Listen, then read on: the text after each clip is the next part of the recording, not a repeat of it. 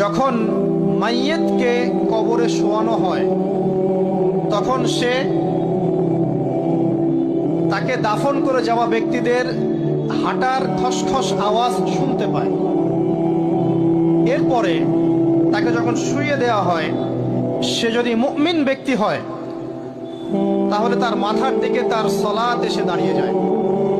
দুনিয়াতে আপনি যে নামাজগুলো পড়েছেন, আমি যে নামাজগুলো পড়ছি, এগুলো মাথার দিকে দাঁড়িয়ে যায়।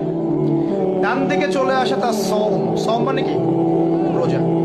বাম দিকে চলে আসে যাকাত।